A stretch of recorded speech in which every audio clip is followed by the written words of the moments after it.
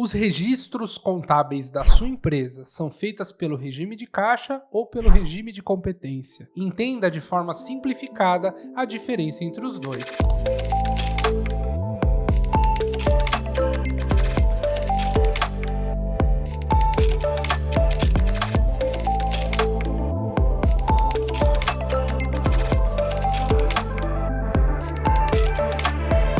Olá, sou o Matheus, diretor de desenvolvimento do Arques ERP da Construção Civil, e hoje vamos falar sobre contabilidade, um tema que muitos empresários não gostam, mas é importante entender, afinal não existe empresa saudável e sólida sem uma boa e eficiente contabilidade. O balanço patrimonial da sua empresa é e precisa ser uma demonstração desse vigor. Uma coisa que precisa ser decidida quando se vai fazer a contabilidade é o regime de contabilização escolhido entre regime de caixa e regime de competência. E não existe problema em mudar isso aqui no futuro, normalmente se muda na virada de um ano para o outro. Primeiro vamos entender a estrutura básica de um plano de contas que começa padrão para toda empresa no Brasil. A conta número 1 vai ser ativo, o 2 passivo, o 3 receita e o 4 despesa, como vocês estão vendo aí na tela. Abaixo dessas contas vai entrando subdivisões que vão explodindo em vários níveis conforme a empresa preferir, mas não vamos adentrar no plano de contas, esse vai ser o tema para um outro vídeo. Vamos falar primeiro do regime de caixa. Uma coisa que você precisa entender é que no contábil todo lançamento tem uma contrapartida,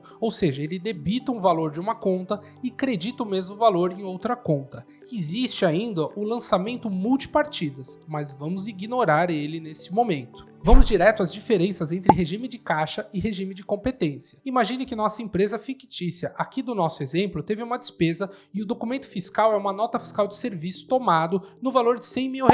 Essa nota, entretanto, combinamos com o fornecedor em pagar parcelado em 4 parcelas mensais de R$25 mil cada, na qual já pagamos R$25 mil no primeiro mês, na mesma data que a nota foi emitida. O pagamento vai se dar na nossa conta corrente, que está lá no ativo circulante. No regime de caixa, vamos contabilizar as receitas e despesas conforme elas se realizam financeiramente, por isso o nome caixa. Então, como pagamos R$25 mil, vamos fazer um único lançamento contábil creditando o banco e debitando despesa. Ficamos com R$25 mil de despesa, mas repare que ainda devemos R$75 mil ao fornecedor e isso não fica evidente na contabilidade por regime de caixa. Por esse motivo, o regime de caixa não é um regime capaz de evidenciar de forma eficaz a situação financeira da sua empresa, e nenhuma empresa grande, auditada ou presente em bolsa de valores utiliza esse regime. No regime de competência, que é a forma de contabilização recomendada pelo Conselho Federal de Contabilidade, a contabilização é bem diferente. O lançamento da despesa já é feito na nota fiscal, então vamos debitar a conta de despesa em R$100 mil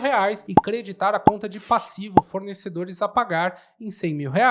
Aí produzimos um passivo da empresa, que é uma obrigação a pagar. E depois na conta bancária podemos contabilizar o pagamento. Creditamos R$25 mil na conta e debitamos R$25 mil na conta de passivo. Vai restar um saldo em passivo de R$75 mil, que é o que devemos na posição de hoje. Essa é uma explicação bem simples e prática de como funciona o regime de competência. Lembrando que os sinais de crédito e débito na contabilidade, num primeiro momento, são confusos e parecem invertidos.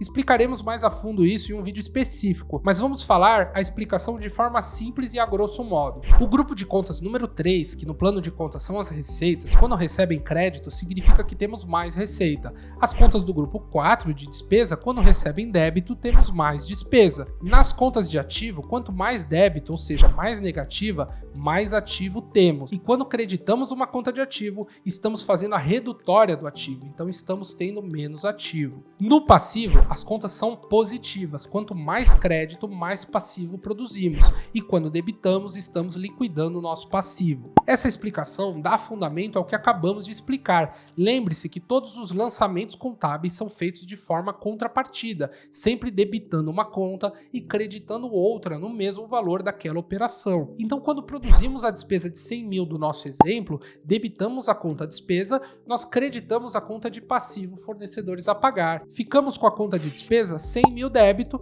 então tivemos despesa nesse mês contabilizado e ficamos com a conta de passivo em R$100 mil crédito, pois como falei, quanto mais crédito, mais passivo. Repare depois que pagamos 25 mil desse passivo, então creditamos banco, diminuindo o saldo do nosso banco, já que quanto mais negativo, mais ativo temos, e fizemos o débito da conta de passivo, que é o inversor para essa conta.